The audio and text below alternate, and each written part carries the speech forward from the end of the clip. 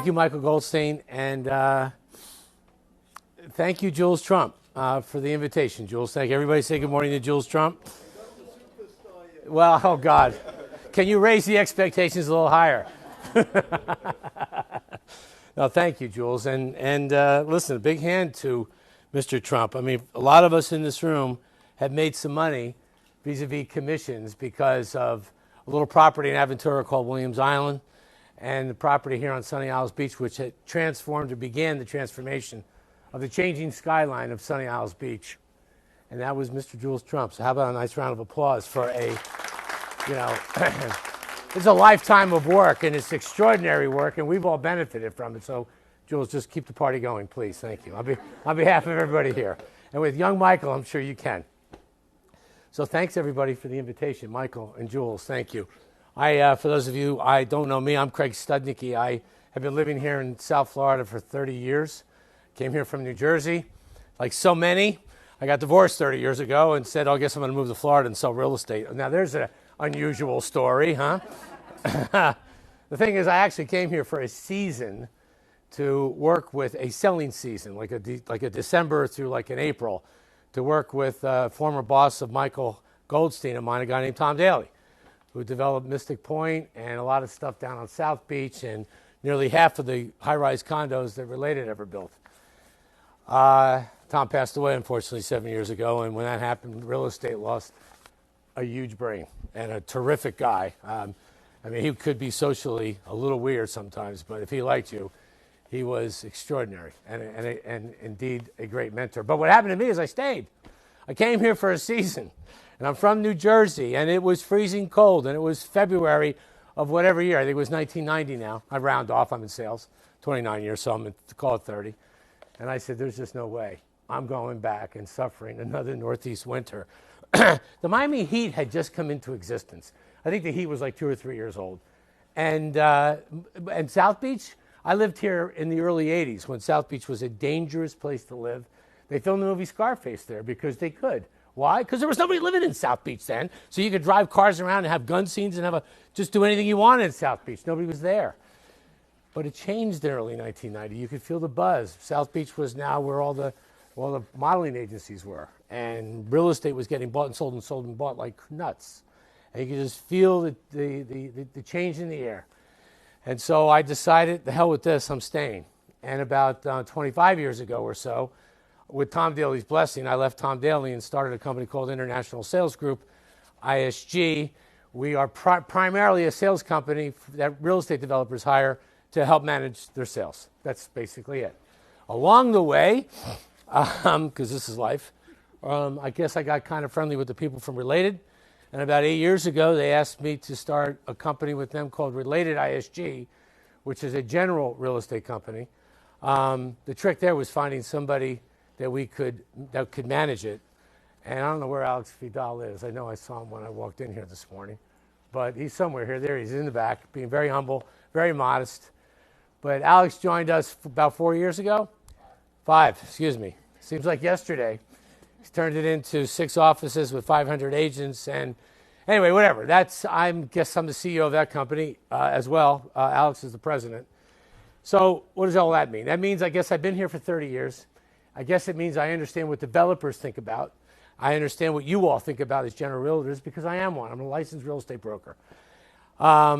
And what we do at ISG, we simply try to share the information that we learn along the way with our colleagues, gratis. Free. I'm not expecting you to sell Miami the way we at ISG sell it. I'm just hoping that with the facts, you can neutralize or actually turn around what's not out there right now. And what's not out there right now is any sense of urgency from your buyers. Fair enough? Any.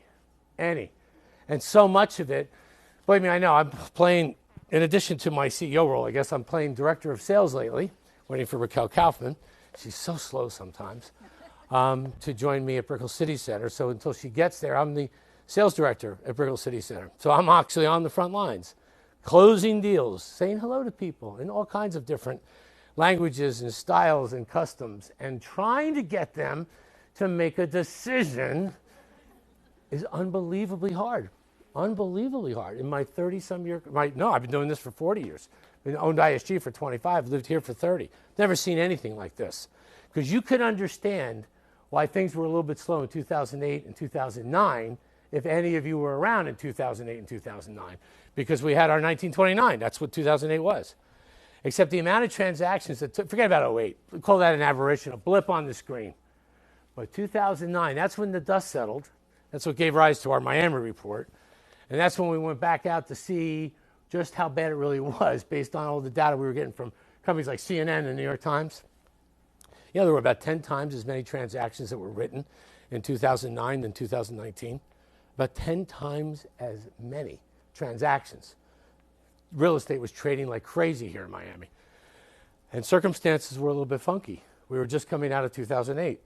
The Standard & Poor's reduced the credit rating of the United States. This is kind of a big deal to me because I was born and raised here, from AAA, which is about as good as it gets, to AA. And as a result of that, the U.S. dollar plummeted in value. There was no mortgage money in the United States. Remember that? None. It wasn't just about Miami. I mean, I see Q Capital is here, but you know perfectly well there was no mortgage money available in 2009 because you couldn't get a fair appraisal from an appraiser no matter what you did. And you can't get a mortgage without a decent appraisal. And we were living at the time in, I guess, what we call a falling knife environment. Prices are going down. No one wants to catch a falling knife. So you couldn't get the appraisers to step up. So consequently, there was no mortgage money. And still, 10 times as many transactions in 2009 as now. Unemployment in 2009. The official rate was close to 12%. 12%. The unofficial rate was close to 20. 1 out of 5 people in the United States were out of work. It was bad. And still, 10 times as many transactions. So you didn't have a U.S. market for 2 reasons. People like me, I was traumatized from 2008. I wasn't spending any money on anything except dry cleaning. I wasn't doing a thing. And I know I wasn't alone. That was one problem. Number 2, we buy with mortgages, don't we? Because we get a beautiful tax write-off from the interest, at least particularly if you're underneath the $20,000 limit, whatever it may be, we still enjoy tax benefits from a mortgage. Well, without mortgages, you're not buying. And yet all that real estate in 2009 and 10 was being bought and sold at a rate 10 times faster than now, mostly from South America. We didn't have perfect conditions at all. We had a weak dollar. We had a stronger U.S., South American economies, but terrible here in the U.S. And still we performed like magic. Explain this year then. Explain this year. You're dealing with super low unemployment, super low mortgage rates, mortgage money available everywhere, and yet we're 1/10 the volume of 2009. No urgency out there. Well, I'm here to tell you what we do at ISG to try to change that conversation. That's what I'm here to do today. I have a feeling that the people at the estates at Acqualina are already figuring that out because I've been hearing from way too many people that $60 million in 60 days just took place here, which without a doubt, Michael, makes you the best-selling project in South Florida right now. Without a doubt it does. And deservedly so. Ever since you started putting building your what is it, the South Tower or the North South Tower, and those columns were coming up. I live down the street at Ocean 2, so I drive by this building all the time. And architecturally, it's beyond impressive. But I know you didn't do it just because of the columns. It was a hell of a lot of hard work. And it also could be a good omen for what's coming. It could be a good omen for what's coming. So with that said, I'm going to walk you through what I walk everybody through at ISG, which are numbers.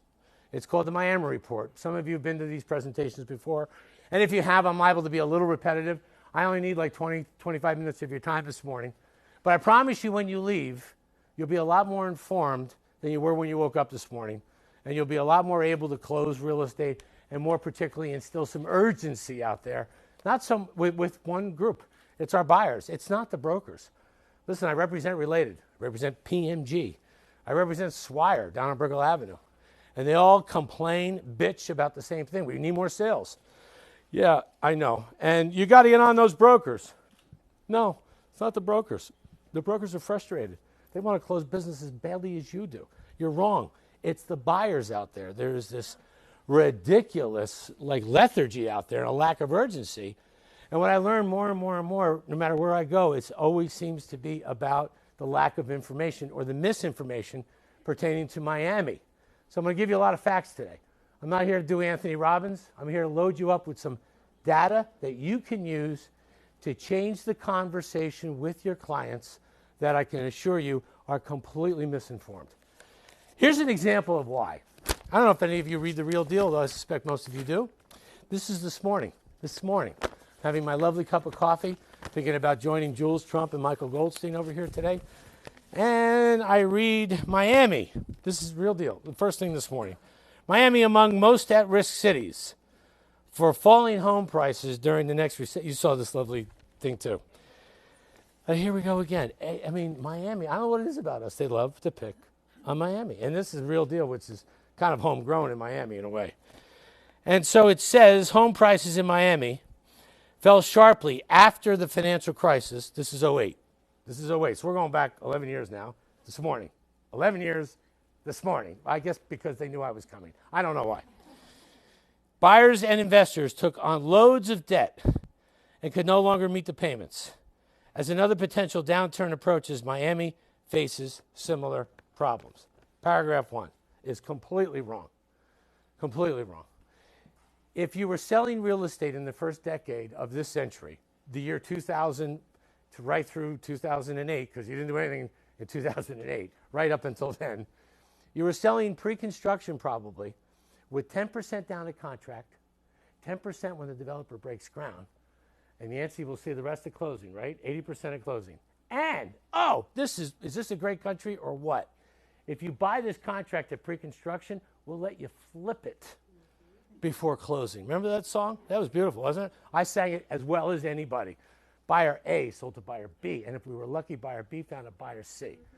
The problem was accounting for all of this. You had to get MBAs to model this stuff because the salespeople got lost in about 5 seconds. The MBAs could sort of kind of track it. And it was working beautifully.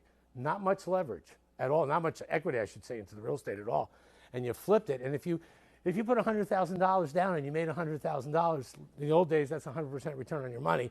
And oftentimes that was within months. That's what that last decade was. Was this a great country or what? But whether it was buyer A or buyer B or buyer C, what was true about everybody was at the time of closing, there was only 20% that the developer could tap into as leverage to cause the buyer to close. And given the disaster of 2008, nobody showed up for closing. Massive defaults. Massive. All right, let's fast forward, because I still can't believe this story was written. And when I read it, I had to read it 2 or 3 times, not because I didn't go to college, because I couldn't believe what I was reading. This decade, it seems to me, Nettie, we had to get 50% down before closing. And even, you got to admit, right, Frenchie, if how many people defaulted with 50% down? Nobody. I don't want to read the first paragraph and waste your time again. This has nothing to do with what's going on in this particular cycle. In this particular cycle, I can tell you this as a fact of life. There is no more equity. There is the amount of equity in residential real estate in all of South Florida has never been as rich as it is today, ever. 50% down, like 0 defaults, maybe 1 or 2%.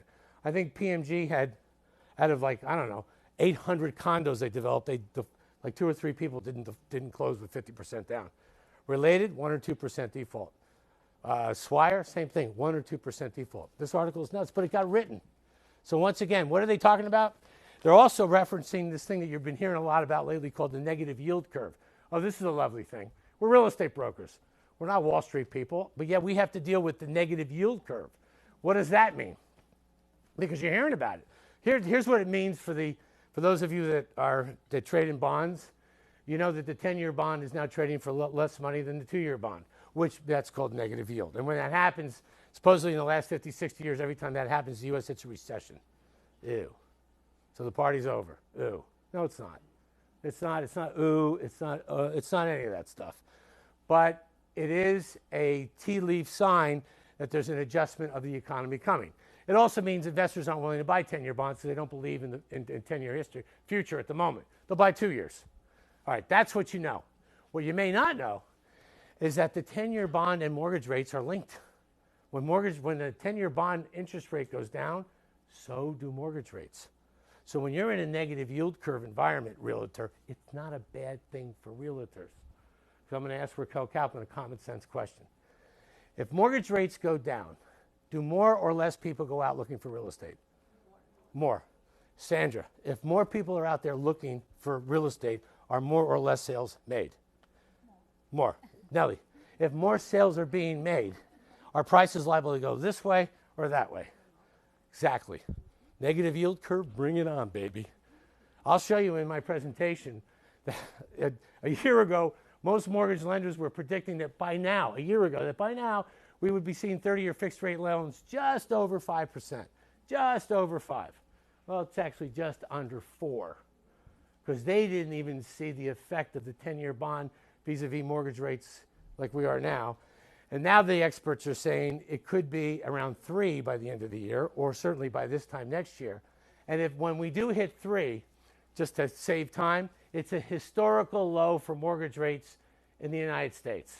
So if Raquel's right, and if mortgage rates go down, more people come out to buy or look at real estate. And Sandra's right, because it doesn't make sense. If more people are coming out to buy, more than likely more sales are going to be made. And Nellie's right, because if more sales are made, more than likely there's less availability to buy. And next thing you know, prices probably start to feel a pinch to go up. That's the effect of this negative yield curve. So relax on that one, okay? This was this morning. We have to deal with this stuff all the time. And the reason I'm sharing all this as background with all of you is because I learned a long time ago from Michael Goldstein's and my former mentor, Tom Daly. You can never sell anything without a sense of urgency. We've already covered that this morning.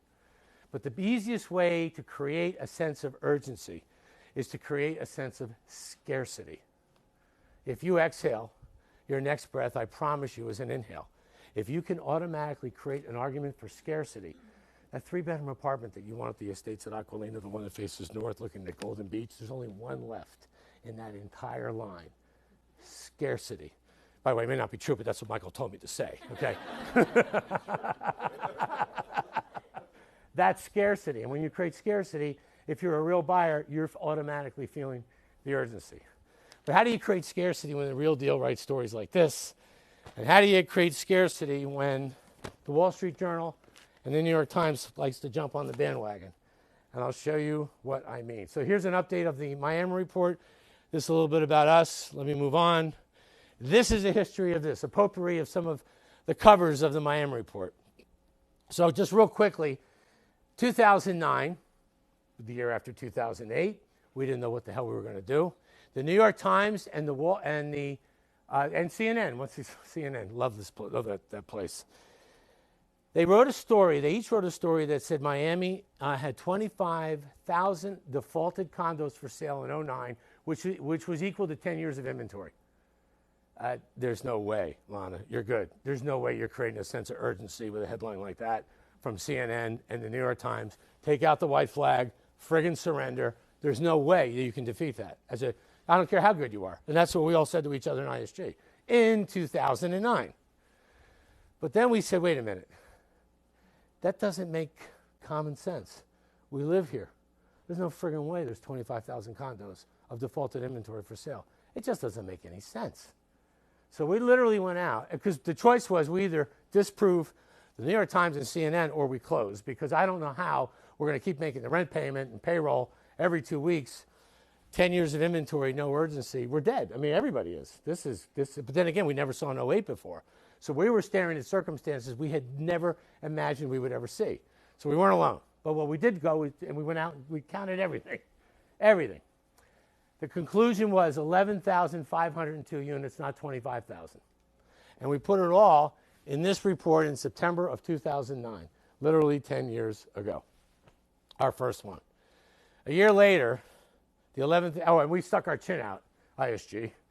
We think CNN's wrong. It's not 10 years. We think it's 5 years of inventory. So we said 5 years, 11,000 units. In 2 years, it was all gone. In 2 years, 11,502 units got sucked up by Venezuela, by Argentina, by Brazil, a little bit of Mexico, but those were the main countries, Venezuela, Argentina, and Brazil. All cash in 2 years, gone. I made myself a promise then, and Veronica Gorson, who's sitting here, my new partner in the front row, she knows, she's heard me say it a million times, I have never, ever lost my belief, my faith in the resiliency of Miami since that occurrence. People love this town. We are selling real estate in what is really a brand. You mentioned, Lana, you and your husband just got back from this beautiful European vacation. And when people asked you, where do you live? You said Miami. I'm sure you told them the truth. And what was the reaction like? Like every single time. Eyes light up, smiles get big. You don't know if they're really jealous towards you or they're really happy for you. But either way, we live in a brand. We live in this most amazing city that has this feeling of making everybody feel alive. It just puts a smile on people's faces right away. And feeling alive is different for a 20-year-old compared to a 40-year-old, compared to a 60-year-old, compared to an 80-year-old. But nevertheless, being alive is being alive. I played golf with my son over a year ago in August and in Ireland. And every day we got hooked up with two strange people because golf is played with four people. Hi, who are you? Who are you? Who are you? My son lives in New York. Oh, very nice. He's a Wall Street guy. Oh, even nicer. Dad, where do you live? That would be me. Miami. And the conversations always became not only super happy. I met people from all over the world that know more about restaurant openings in Miami than I do, and I live here. And I know you've all had that same experience. It was really nailed into me in 2010, 2011. When I saw those 11,000 units go bye-bye, I realized the international and even domestic popularity of Miami has no boundaries. CNN was so wrong. Real Deal was so wrong this morning. But we have to defeat this because this is part of what creates the lack of urgency or the lethargy in the minds of the buyers. They just don't know what's going on out there. And part of the reason we produce this and share with the real estate community is so that we can more or less kind of tell the same story based on facts, not based on cocktail, party, gossip, conjecture. So we produced the first one in 2009. We did an update in 10. We did an update in 11. And now Veronica and I find ourselves every year publishing the Miami Report with updates that we share with the real estate industry. It's now published in Spanish, in Portuguese, Mandarin, English. There's like 10,000 copies that are made. We work hard on this. We share it with all of you. I use it as a listing tool to get business from Cervera and Fortune and Douglas Elliman. This is how I compete. Yes, I do. I use it for that reason. But I mostly use it to sell my listings. And what I'm doing, sharing it with you now so you can sell yours. Because the faster you sell, the faster I sell, the faster Jules Trump will build another building that we can all make some money on. Follow that bouncing ball? So this particular issue we're calling supply shock. Now, I have the privilege, I guess, of presenting this thing a lot this summer. I've been to Sao Paulo twice this year, Mexico City a couple of times, New York, presenting this, and every time it's a shock. And why is it a shock? Probably because of the articles that are written like The Real Deal this morning. They're not right. They're exaggerated, and they're always exaggerated for the worst. If it bleeds, it leads. You know, nobody likes to talk about couples that get married, but they love to talk about couples that are getting divorced. They love to talk about the dark side of life always. That's what the press is. Except there's nothing dark about what's going on in Miami, and yet it affects the mindset of the buyers, which takes away urgency, because articles that like that kills even the idea of scarcity. Prices are going to go down. If prices are going to go down because we're going to hit a recession, it probably means there's a lot of inventory out there. So what we can do is at least change that conversation. This, I think you'll agree by the time I finish, you'll understand why we're dealing with a supply shock problem. In other words, we don't have enough of it.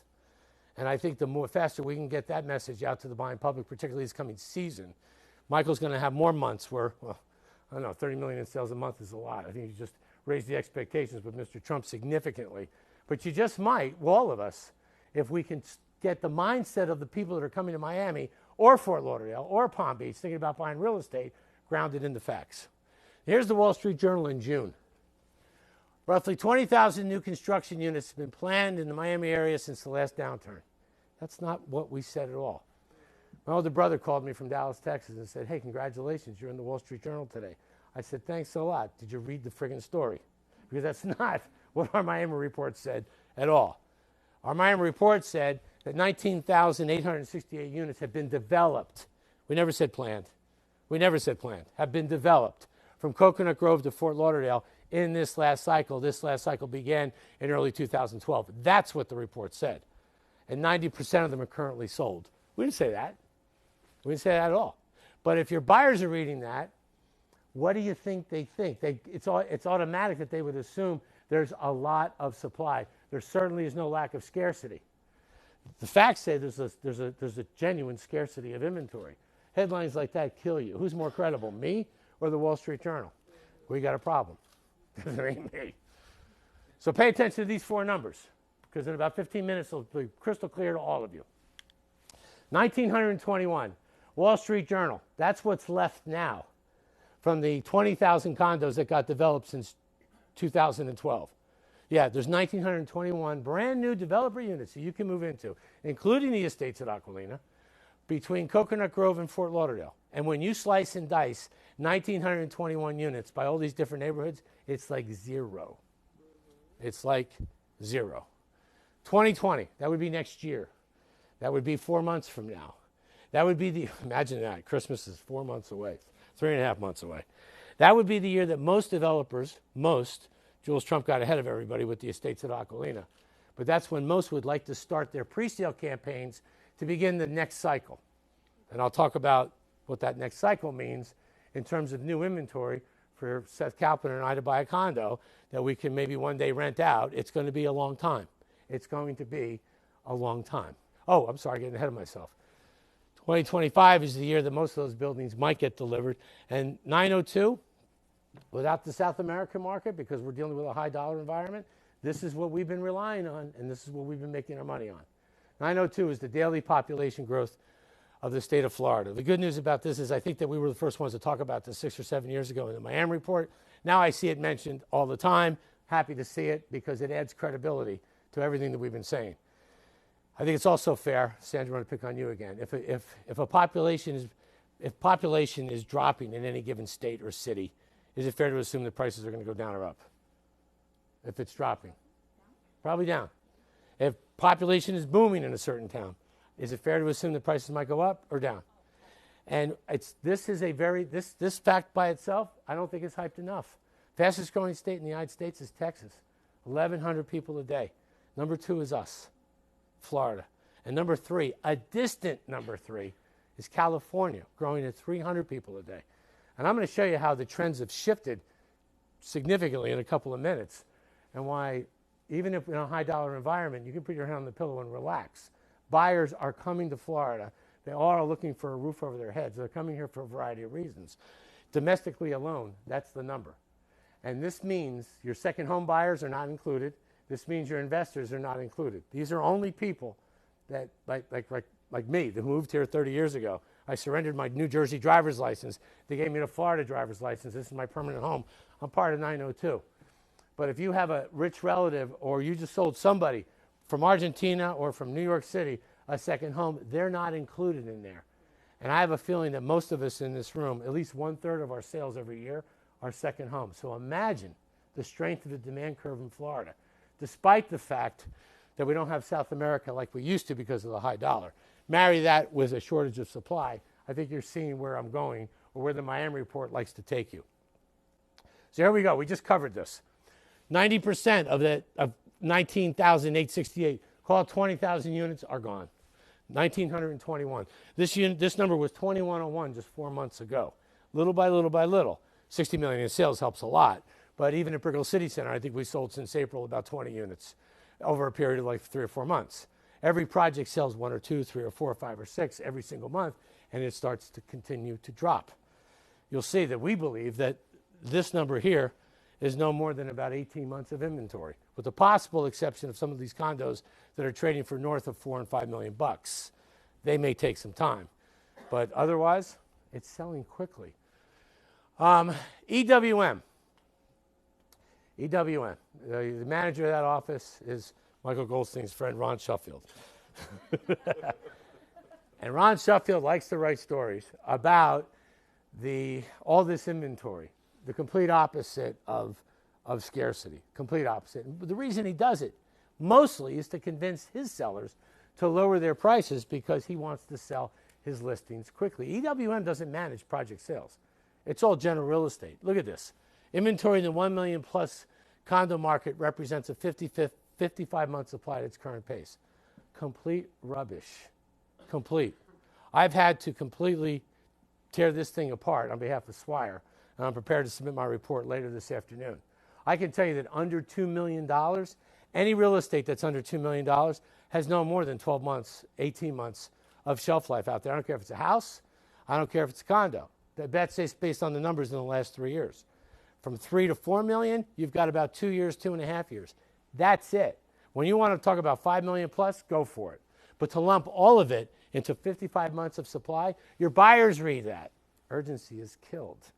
So part of what we have to do is combat that, at least with both your buyers and some of your co-brokers, with the real facts of the real supply, so they snap out of this lethargy and get real about the fact that we are really, truly moving into a scarce supply market, which automatically creates urgency. But nevertheless, those are the things we have to deal with. Here's the real absorption. Now, we talked about this, 19,868. Call that 20,000 units. Want to see how they disappeared? Up until January of 17, they sold quite nicely. We were down to 5,200 units. Now remember, the dollar was weak in 12, in 13, in 14, and in 15. It started to go up in 2016. It hit its meteoric high. Actually, it's actually hit it now. I thought it hit its high last year. But there's this trade war going on now between China and the United States, and it's caused the U.S. dollar to soar in value. I promise you that it is my hope of hopes that this is truly temporary, because we need South America, as we all know, to augment our sales. We all know that. There are political winds going on in South America that supersede the currency issue, which we'll touch on, especially with respect to Mexico and Argentina. But nevertheless, without South America, you have to rely on that domestic demand. The bigger point is this. How's this? The slowest 3 years of condo sales that Miami's had in the last 30 years is 2016, 17, and 18. The 3 slowest years. And why is that? Well, we're dealing with low unemployment, and we're dealing with really low mortgage rates. So can someone, and we were dealing with a really good economy. We weren't in some negative yield curve environment. So I wonder why. It's got to be the dollar. The high dollar makes Miami real estate too expensive for South Americans. And any of you that have ever traveled to South America know perfectly well, it's the easiest sale in the world. Selling a piece of real estate to anybody in South America is the easiest sale in the world, but for the high dollar. It stops them dead in their tracks. People with money have money because they manage their money well. And they're not going to trade Brazilian reais or Argentine pesos just because you've got a great deal on that 3-bedroom corner apartment at the estates at Acqualina in the last one facing north. Sorry, it won't work if you're only going with just that. If you're going with some of this information, it might work. But if it's just because it's the last unit and the real, which I woke up this morning, it's nearly 4.1 against the dollar, sorry, it's not going to work. Unless you can begin to explain some of this. So look what happened. We lost South America right around here. Somehow we tripped our way down to 5,100 units in January of 17. In January of 18, there were 3,800 developer units. Coconut Grove to Fort Lauderdale, this is all east of 95. See how it's going down? This is all unsold inventory. By January of this year, that dropped to 2,498. Now you're at 1,921. 1,921 unsold developer units. What's not included in there is 60 million in 60 days. That number now is probably just under 1,900, to be real. But look at that number, 1,230. I asked our research department, so what's been the average absorption in 2016, 17, 18, and half of 19? This is not ISG sales. This is everybody's. Because of my relationship with Related, because we have this Related ISG company, I get all Related sales reports, all of them. We get all, obviously we have Swire's reports, we have PMG's reports. Terra Development, David Martin sends me his sales reports because he doesn't want us to misquote his sales information in the Miami report. I get everybody's sales reports. I'm not guessing. I'm telling you, these are the real sales that are going on everywhere from every single developer, with the only exception being what's happened here at the estates at Acqualina in the last 60 days. So we've been averaging 1,230 units a year, 1,230 units without South America, and you have 1,921 units remaining to be sold. Mike Ambrosio's here. He's the president of ISG and a CPA, and he'll very quickly tell you that's 1.5 years of supply in all price points, 1.5. That's it. That's it. And then we're sold out. Then you're sold out. We're projecting this out to the end of, well, they've got this out to the end of 2021. I can tell you that by this time next year, that number is below 500. And in South Florida, that's like 0.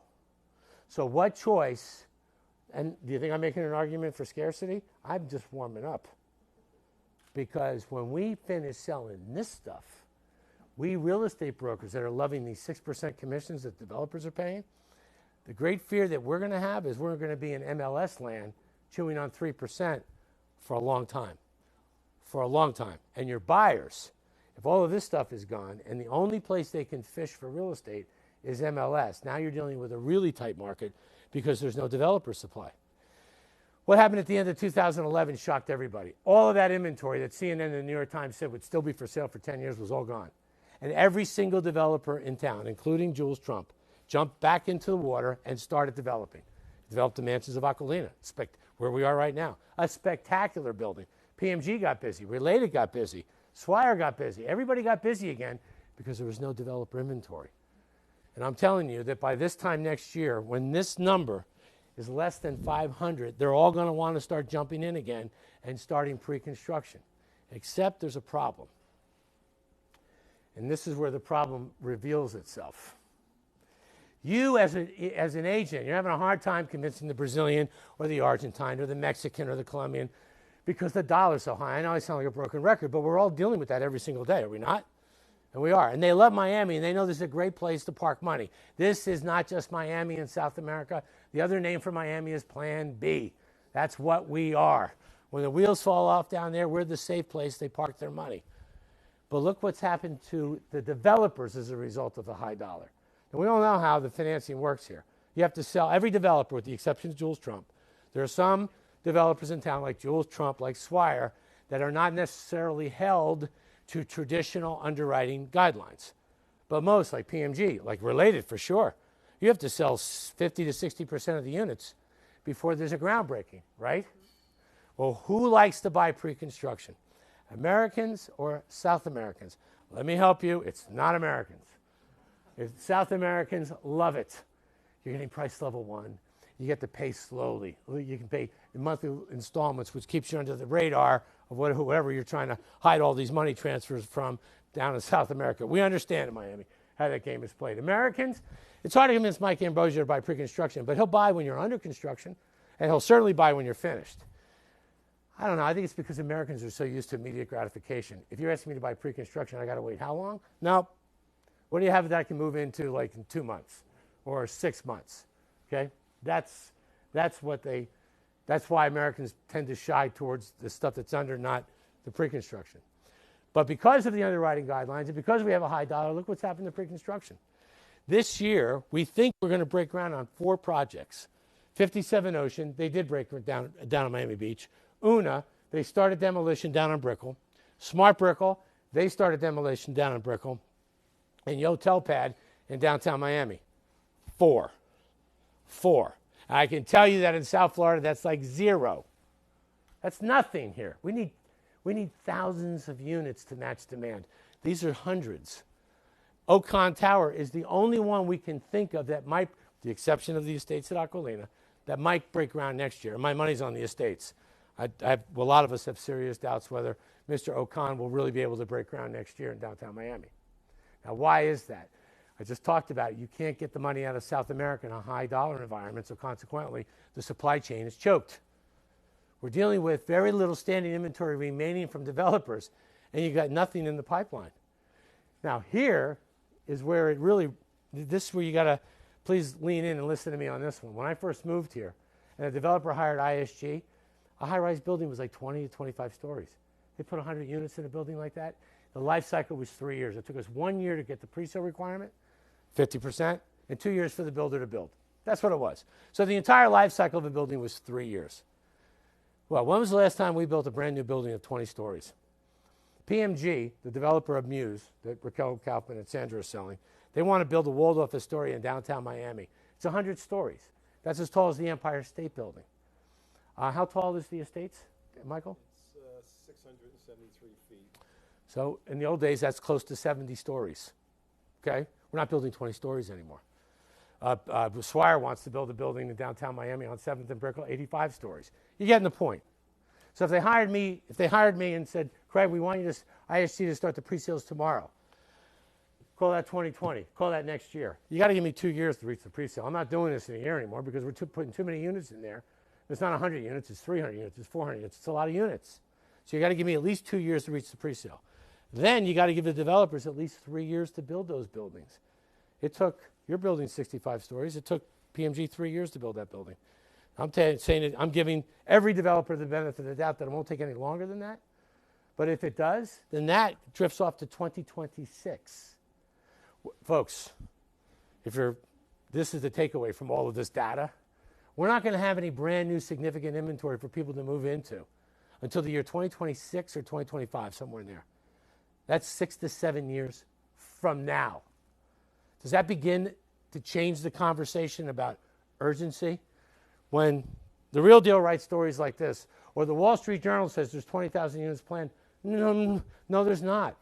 There's less than 2,000 developer units for sale, and there's nothing in the pipeline in the form of supply for people that they actually can move into meaningful numbers for 5 or 6 years from now, maybe 6 or 7 years from now. Is that because developers don't want to build? No. It's because the underwriting guidelines imposed by the commercial banks, construction lenders, and the impact of the high U.S. dollar. It just didn't affect your ability to close business. It affected a developer's ability to continue with the supply pipeline. In 30 years, I've never seen anything like this. In all the years I've owned ISG, there's always been this nice little life cycle of condos. Some are in pre-sale mode, some are under construction, some are getting ready to deliver, and more coming. The life cycle just kept going and going and going until now. And now we have a problem, and this is part of the reason we call this supply shock. The resale market, a lot of confusion out there as well, Ron Sheffield. So let me take a stab at it for you. These are condos. In April of 19, every single price point in Miami-Dade County and Broward, every price point. There were roughly 21,000 condos in MLS. By the end of August, there were 19,500. But here's what's happened. 9,500 condos got added to MLS between April and August. 11,000 got sold, leaving a negative difference of 1,400. We're telling you that that's 18 to 24 months of inventory because we know more inventory is going to be added. And we also know more inventory is going to be sold. And we think that part of the reason we're going to see acceleration of sales, and I'm learning most of this from Alex Vidal and my colleagues at Related ISG, is because we're dealing with 902 people a day moving to Florida, and we're dealing with a falling mortgage rate environment.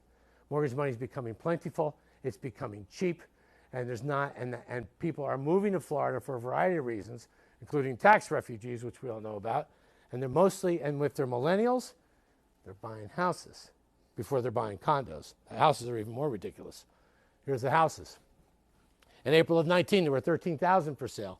Today, there's 11,400. You can see what happened between April and August. 13,000 were added, 14,000 got sold. Another 12 to 18 months of inventory. Then, and when all that inventory is sold, there'll be others that will replace it naturally. At what price? If we're dealing with a population boom and falling mortgage rate environment, at what price? You can start to create the conversation of urgency if you're grounded in more facts. I did this presentation last week in Mexico City twice, and I promise you people were floored about the lack of inventory, the lack of choices they currently have in Miami. I tell everybody, if you want to buy the condo of your dreams, you got 1 year. You got 1 year. Because when all these developers realize that there's not even much in developer land, they're going to take away some of the incentives that they're currently offering. Big bonus commissions to the brokers. Down at Brickell City Center, we're paying condo fees like forever. But that'll all be gone once the developers realize we've reached the point where it's no longer necessary. Because in most cases, developer inventory is priced less money than MLS. Less money than MLS. What a time for somebody to buy a condo, particularly from a developer. Particularly, my opinion, you've got 1 year. We touched on this, and then we're almost finished. And last November, experts predicted 30-year rates around 5.5%. Today, you're at 3.6. They didn't see the effect of the 10-year bond a year ago, the experts. I'm not an expert at it. I'm just reporting the news. But if Nellie's right, you have cheap mortgage money, more people coming out to buy real estate, that's going to cause two things to happen. Supply will shrink even more, and you can expect some upward pressure on pricing. Pricing will start to go up again. It will start to go up again. Except here's what's happening now. Mortgage rates today are, well, by the end of this year, they're expected to be at 3.37. The record low was 3 in 15. Expected to drop even further. This morning, Donald Trump was quoted in the Wall Street Journal asking the Fed to lower interest rates. He wants to see 0 interest rates. 0. To stimulate the economy. How crazy is he? The country of Denmark just issued 30-year fixed-rate loans at 0% mortgage rates. How crazy is Trump? Maybe he's onto something. The negative yield curve in Europe actually is in negative territory. So it sort of makes sense that mortgages would be somewhere between 0 to 1% in Europe. It's free money. You're crazy not to buy. You're crazy not to buy because inflation is. Inflation is what makes real estate such a great investment because it's the ultimate hedge against inflation.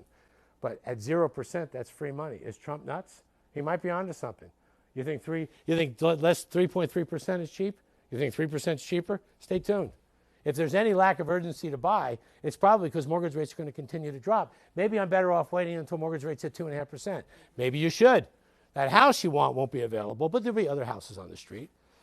A 3-bedroom, corner balcony at the Estates at Acqualina on the 30th floor won't be around, but the 15th floor will if you wait for mortgage rates. Urgency, scarcity, scarcity, urgency. They go hand in hand, but you can't create scarcity if you don't know the facts. And so what we try to do is share with you these facts. Demand, we all know about Peter Zalewski. Now, my friend Ron Sheffield, God, he's the new Peter. And actually, he's a much smarter broker than Peter ever was. But for some reason... Huh? No, God. Michael and I are going to sponsor Ron Sheffield's duck tours, his real estate duck tours. But very few of these guys ever talk about demand. And we took a shot at it. I'm sharing with you our findings because it's the other half of the coin. I can stand up here for another 3 hours and bore the hell out of you about supply analysis. Hopefully you've gotten the point so far. We don't have anything in the pipeline in the form of developer inventory because of the effect of the high dollar. We are running out of developer inventory. You now have less than 2,000 units for sale. And if we're averaging 1,200 sales a year, that's a year and a half, guys. That's all you have left. In the slowest years in the history of Miami, we're selling 1,200 units a year. What happens if the market were to pick up and we start doing 1,500 units a year?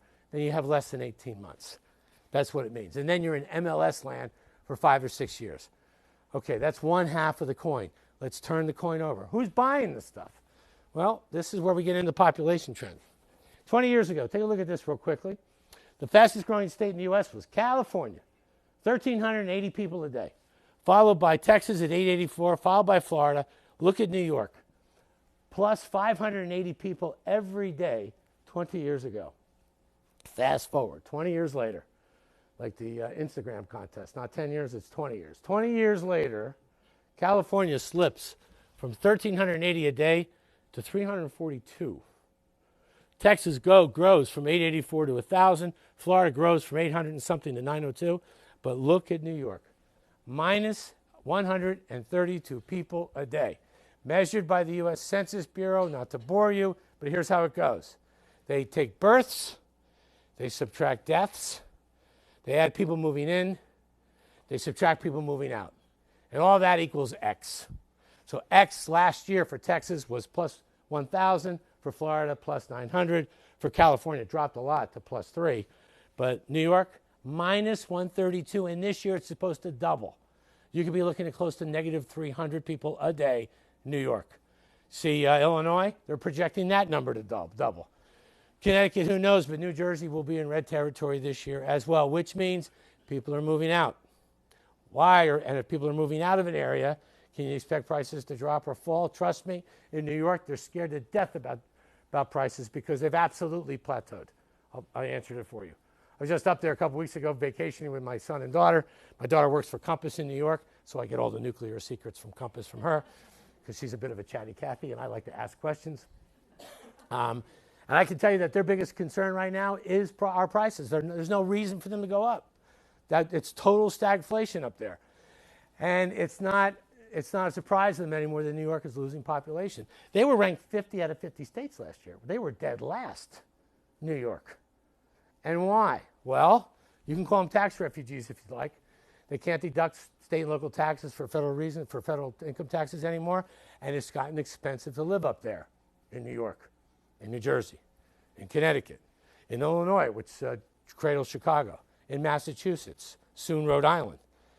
It's as if the population of the United States, if you drew a horizontal line across the country, we're now 325 million people. We're heading to 400 million people in 30 years. Nothing's stopping that. Nothing. Where are they going? It's as if the country, from the middle of the country, has flatlined. Up north, they're not growing very much. They're kind of flatlined.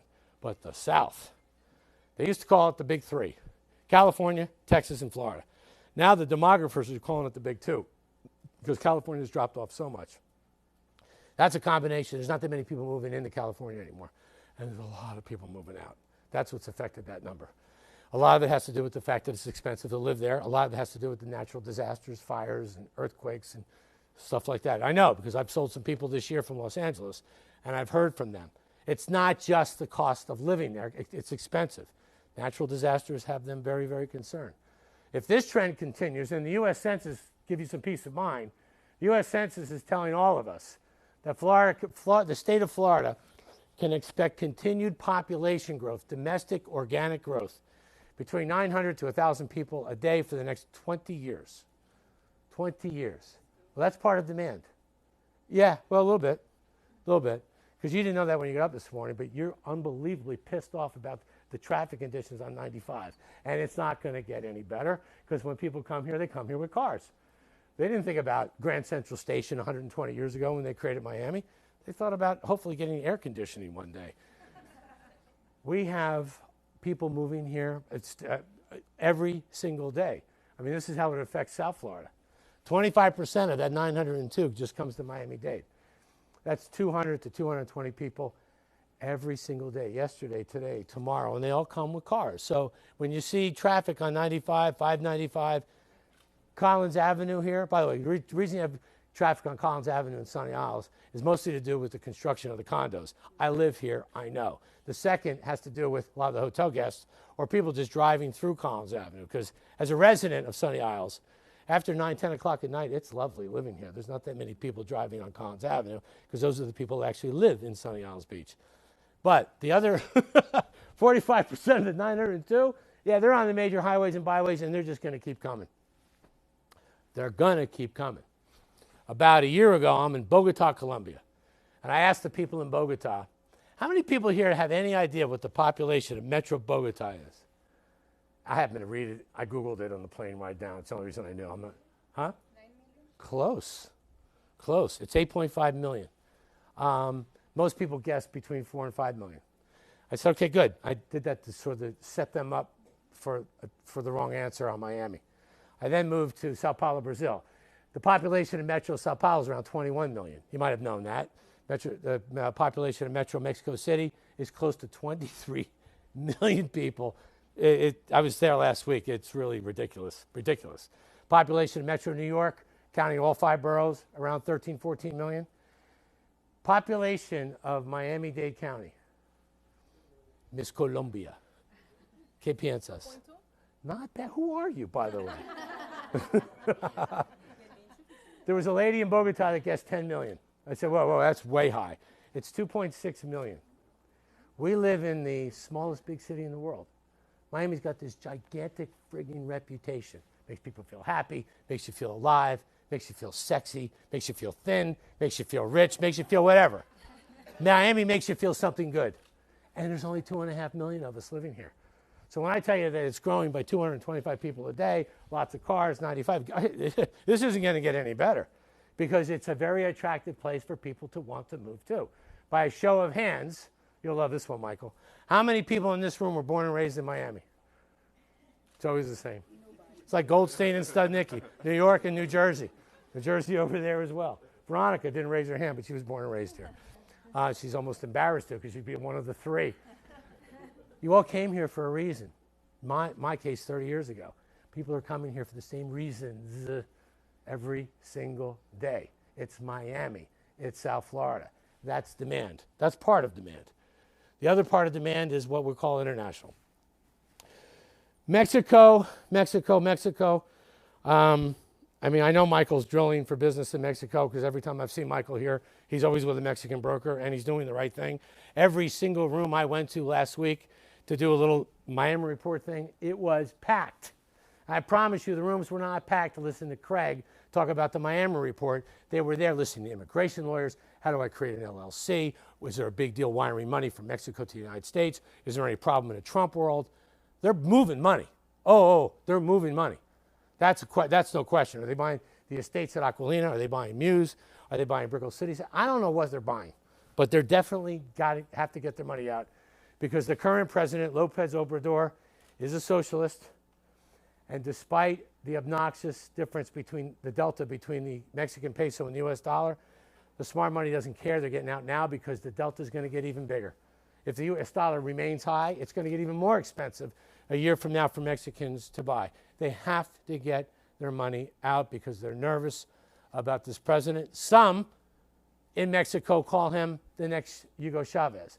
I think that's a gross exaggeration, but they're saying it, and it just adds to the fuel of the motivation behind the Mexicans. Now, for all of us realtors, you didn't have this market a year ago. Neither did I. You didn't have Mexico. You didn't have anybody in South America. You were relying on strictly the domestic market, and you were hearing that these people from New York are paying a lot of money in taxes because of some tax reform, and you were hoping to get some of those people. Actually, now you are. Not a year ago. I know, because I'm right with you on the front lines, and I'm trying just as hard as you all are. I'm lighting candles. I've got crystals. I have an astrologer now. I'm doing everything you all are doing. And there were no New Yorkers last year, and I'm from there. But there are now. There are now. Canadians too. But Mexicans, for sure. I expected Colombia, because last year they had a presidential election, and a guy named Mr. Petro got 45% of the vote. Petro's a socialist. He scared the hell out of Colombians. But he didn't win. A guy named Duque won. He's more of a centrist, right? Not very popular because he's taxing the hell out of people with money in Colombia are getting taxed to death, to death, to death. But it's not affected the needle. There's not that many Colombians buying, and they're blaming it all on the delta between the dollar and the Colombian peso. Let's go to Brazil. Brazil has a new president, President Bolsonaro. He's like a cousin of Donald Trump. He's not a primo. He's kind of like a cousin. He is so far to the right. Brazil is not a country, I was there a month ago and I learned this in spades.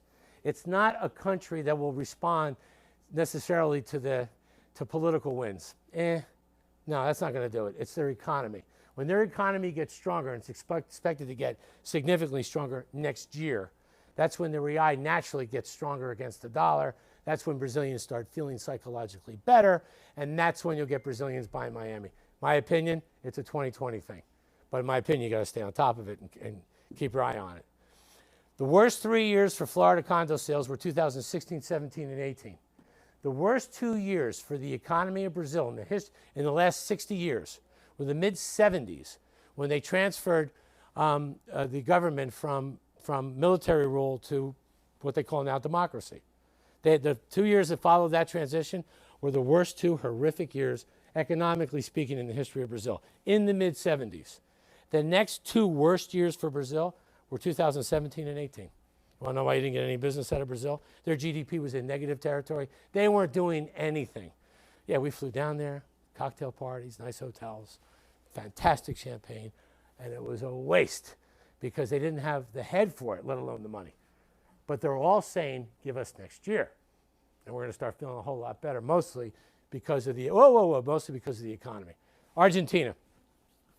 Look, next month is their presidential election. It looks very likely that Cristina Kirchner's political party is going to run the affairs of Argentina for the next, is it 4 years or 6 years? The president, 4 years. They had a runoff election a few Sundays ago, and the die was cast. I've contacted so many of my Argentine friends, and there's no urgency out there. I think they're waiting for the Hail Mary pass. Something's going to happen in October, and President Macri, the incumbent's going to win, and everything's going to be fine. Okay, so I think we got to wait till October. But come October, when the reality does set in, despite the difference between the Argentine peso and the US dollar, you can expect some business from Argentina. Once again, that's after next month. Those are the international markets. You didn't have the potential of Argentina a year ago.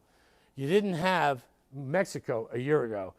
And you didn't have the Northeast like you have them today. So I think that the night Frank picked all this up, just before Veronica and I sent this thing to the printer in April, Knight Frank came out with their 2019 World Report. Now, Knight Frank puts this together with Citibank for Citibank's high net worth individuals that are measured having net worth of $30 million or more. Got it? So if you're worth $30 million one day, Carolina, when you're worth $30 million, and if you have your money with Citibank, you're going to get a complimentary issue every year of Knight Frank. And hopefully in that complimentary issue, you're going to read some wonderful things about the city you call home, Miami. But this year, I read this thing. It's this thick. There's a lot of data in the Knight Frank report that's in our Miami report.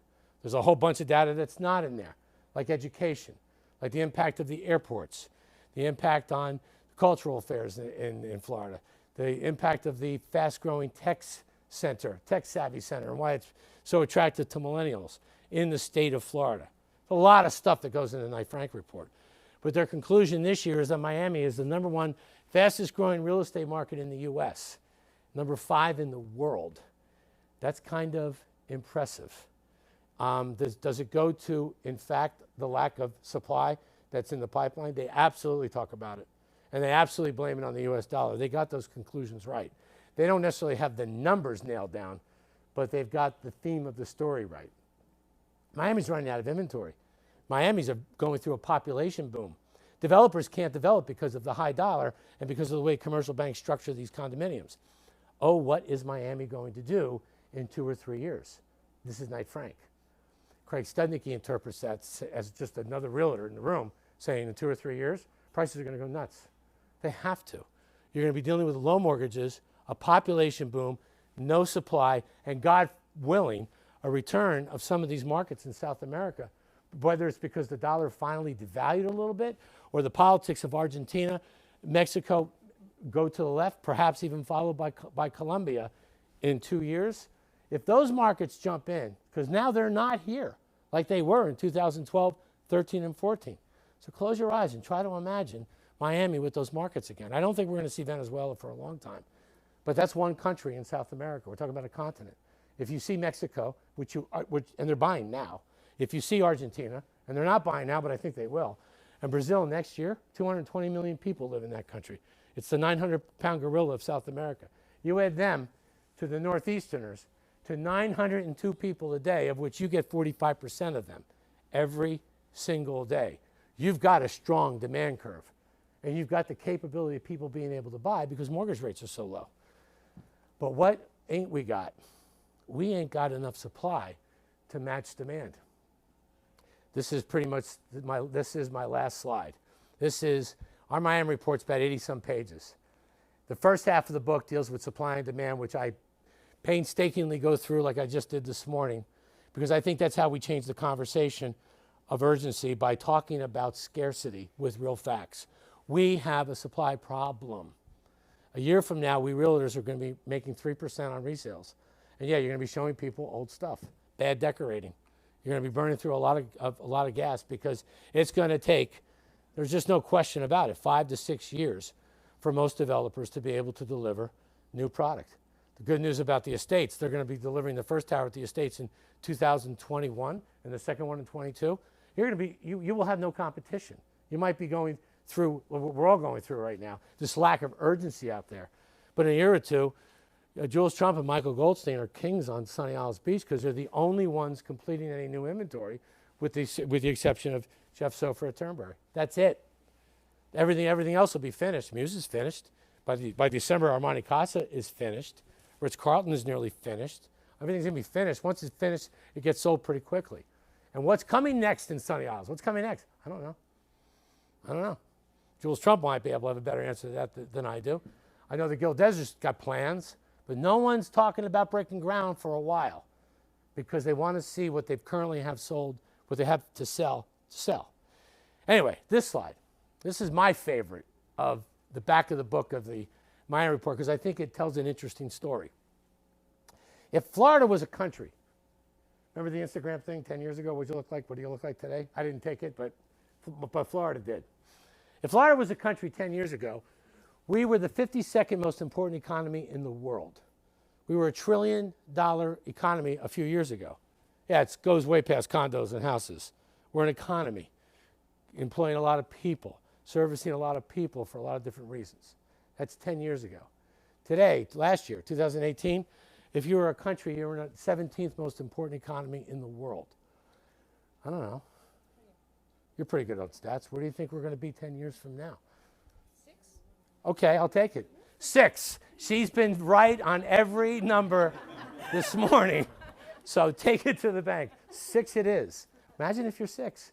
That means you're putting Florida behind China, the United States, India, California, France, Great Britain. But maybe. And if you are number 6, or if you're somewhere between 6 to 10, what does the population of Florida even look like by then? By then, I can tell you in another 10 years, you're projected to be bouncing on 30 million people. There's 40 million people that live in California. By then, you'll just be bumping the total population of Texas. But what will it also mean to the value of real estate? We're going through this luminous pause right now where we've got this lack of urgency. And I really do think a lot of it is grounded in the news from 2 years ago when we had a lot of inventory for sale. But we don't anymore. And it's going faster than people realize. My mother, may she rest in peace, she used to have this expression, Mikey's heard it 1,000 times, about life is like a roll of paper towels. The closer you get to the end, the faster it seems to go. I have a feeling that's true of real estate inventory as well. When we start to get down to just a little bit of inventory, it's remarkable how quickly it goes. I gave this presentation, April, so it's 4 months ago, to George Perez from Related. It was like the week before I did the big one at Brickell City Center. And I finished the whole thing, and this one we had like 2,200 units for sale, not 1,900. But George said something kind of profound that I missed for the first 10 seconds, and I caught it. Craig, a year from now, what we know, they'll know. So I said out loud, I should have kept it to myself, who's we and who's they? I didn't know. I get a little intimidated by George. Everybody does, by the way. And he said, the real estate people, we know what's going on with supply. They are the buying public. They don't know. They read stuff from a year ago, 2 years ago. They listen to a family maven, an expert that don't know anything about anything, and they reach conclusions, and it causes a problem for us in the real estate industry. But a year from now, they'll know. They'll know we don't have any supply. They'll know when we realtors start showing them, no, there's not much to see at the estates, but I can show you a beautiful resale at the mansions or a fantastic resale at Acqualina. Wait a minute, no, there's no more developer inventory? Oh, no, we're out. They're pretty much out. Hopefully we'll get some in a few years, a couple years, maybe a year. When that conversation is happening a year from now, they'll know. And when they know, I think Nettie De Silva is right. That's when I think you see upward pricing, pressure on pricing. The trick is to get from here to there. And in my opinion, I think you do that by creating scarcity. And you create scarcity with information like this, which is, I promise you, it's the most accurate reflection of what's out there in inventory you're going to find in Miami. This is available for all of you on our, ISG World Miami report. And we have copies in the front. I gladly give this away. I know some of you have been photographing some of these slides, but you can get a much better copy of this if you take it right off our website and use it. Close a deal. I have a lot of realtors that come over to me through the years and say, Craig, your Miami report helped me close a house in Miramar. Great. Congratulations. You owe me a beer. You owe me a something. But if you use it to help close whatever, at least use it to change the conversation and hopefully bring some urgency into this coming selling season. Mike Ambrosio, I'll close with this. He's a former CPA. He knows a lot of people up north are on income tax extension, which comes to an end on October 15th. So a few things are going to happen in a month. One, they're going to have to write a check to Uncle Sam that they're not expecting, and they're going to be not happy about it. Number two, the thermometer is going to start to feel a little differently, especially when the colors of the leaves start to change. And automatically, they start thinking about Florida. That's a month. So get ready to receive those tax refugees and get ready to give them the real story about what's really happening with supply. They don't have as much time as they think. They don't. Anyway, that's the conclusion of my presentation. Thank you all for listening, and thank you, Michael. Thank you. Jules. Brilliant presentation that was. Really super. Thanks for laying out the facts so candidly and so eloquently.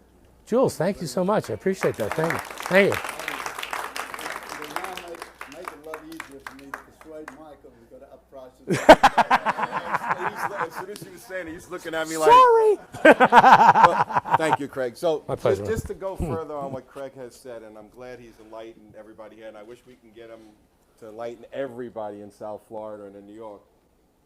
You know, we build residences here for people that actually live here. Yes. You know, we've never been in the developer that looks for the investor, they're going to close or not close. And I had to convince Jules to build 2 towers at the same time. And just to give you an idea, 65% of our business we're doing today is the Northeast. These are people coming down here, making this their primary residence for tax purposes. They got the right guy, don't they? No, you do. and then the other market, of course, always for us in Sunny Isles and as Williams Island has always been Mexico. Those have been the main markets. A new market for us has been Colombia. You know, before Acqualina, we never had people from Colombia. Now we have Colombia. Brazil this season was slow. It's because of BI. And what Greg was saying is true. You know, if your maintenance is $5,000 a month, it's $20,000 a month. But still, people with money are still buying. You know, our price point is different. We're basically catering to the $4 million to basically to the $20 million. Just to give you an idea, we sold a $36 million penthouse 30 days ago. Okay? We're selling combination units to Mexicans that, give you an example, 13 bathrooms, 8 bedrooms. They're buying to buy here to move. They're not buying for investment. We've created an unbelievable product, and you guys really got to come by the sales center. The first tower right now is 80% sold. We only have 8 corner units. What'd I tell you? What'd I tell you? And one on the north. I think I took her up yesterday. And they are looking at the north. It's funny. Go figure. And I don't even know Michael. Isn't that the funniest thing? And, you know, and I've been with Jules for 21 years, and you know, what he's created here is we look at development different. Jules believes in service. We grew up that way, and that's something that we get because of our hotel. We're #1 by TripAdvisor in the whole United States. Year after year after year. We're a 5-star, 5-dime. We get 25,000 hotel guests a year to come through the hotel that end up becoming our buyer. But here's the thing that you don't hear from other developers. We get people that move from one building to the next to the next. And unless you're doing something right, they don't move. They usually go far away. You know, for our first building, Acqualina, 28 people moved into mansions. Now people from mansions are moving into the estates. We've really created something unique. Our price point for the first tower, basically now we have the middle units, which we call our Vecchios. They're 3,287 square feet, 4 bedrooms and a staff's quarters, starting at 4.2 finished. And when I say finished, you bring your furniture and you move in. So 6 months working on Jules, I'm glad he's here. We came up with a new tower, which we have not released to the general public, which is our North Tower. And just so you know, it is under construction. The foundation is poured. We're getting ready to do the first level. That building will be ready 6 months later than the first tower. So we're talking about delivering inventory beginning of 21, the end of 21. The new tower, you guys got to come by because we're doing something that's never been done in South Florida. I don't think it's done in New York. And I didn't bring my toothbrush with me. But you guys will be getting it. Because the only thing you'll need to move into the residence in the North Tower is your toothbrush.